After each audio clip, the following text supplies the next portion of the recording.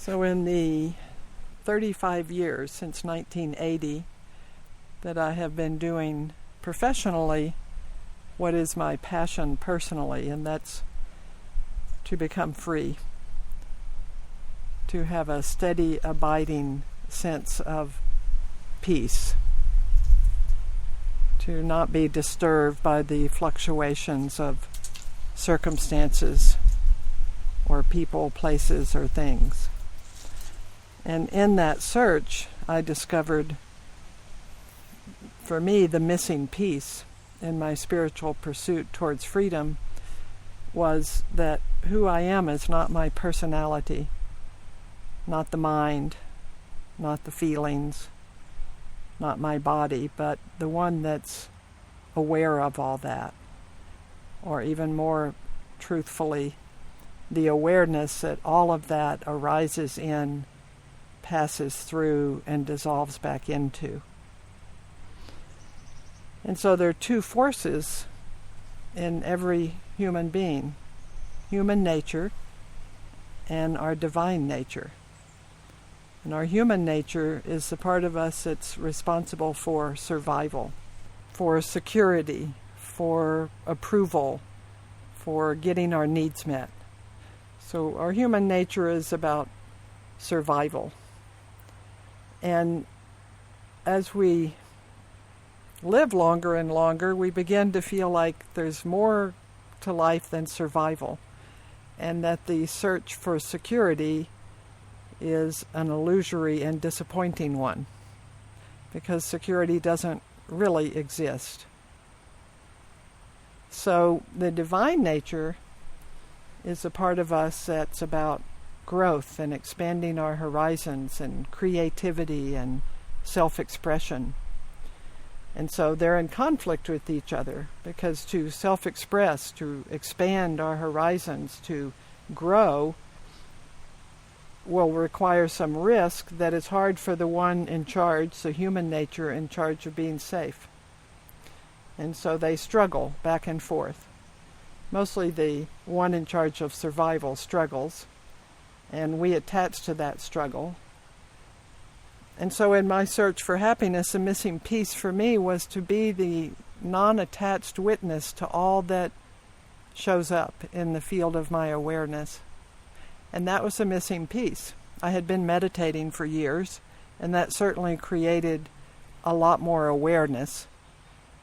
And the missing piece was to apply that awareness and shine the light of that awareness onto my psychological structure, my beliefs, my conditioning, my tendencies, my impulses, my attachments, my judgments, my self-deprecation, my self-doubt, and to transcend all that rather than heal it or fix it. I spent many years trying to heal it or fix it, and only to discover that the healing is just to leave it behind. It doesn't heal. You shift your identification away from the thinker, the feeler, to the one watching. And you begin to have a gradual transformation. It's really subtle, it's really gradual, and it's completely natural. That we're returning to what we've always been, but with a more expanded awareness, we experience the presence that we are.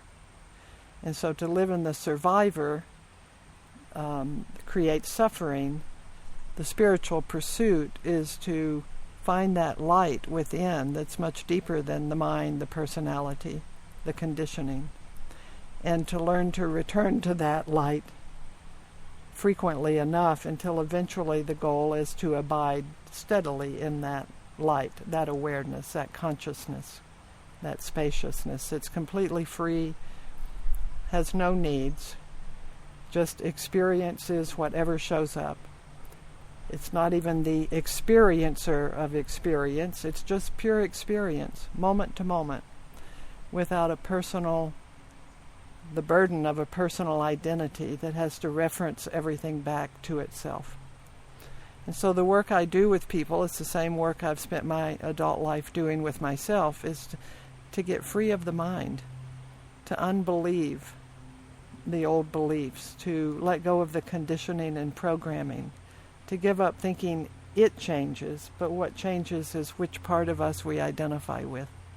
And so as I began being more and more the non-attached witness, especially aware of not attaching to old patterning, I began to experience a transformation that made it hard to keep solving my clients' issues rather than helping them realize that the issues are all illusory.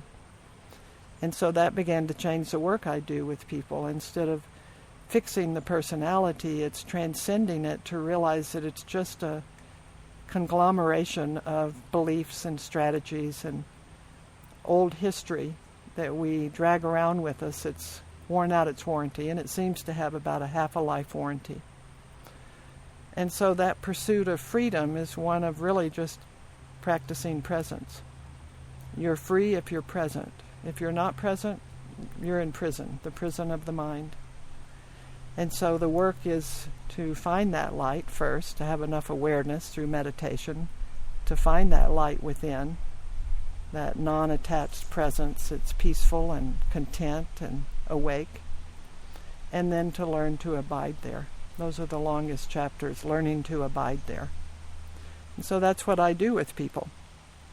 And it's very fulfilling work to watch this quiet, subtle, gradual, and natural transformation that people experience when they begin letting go of everything and begin accessing that place in them that's free and whose inner state is not hooked up to outer circumstances any longer. It's challenging work, but it's the work I think we come to planet Earth to do, is to get free, to discover our God self, and then to be that in the world. That's our volunteer work. That's our contribution, is to show up.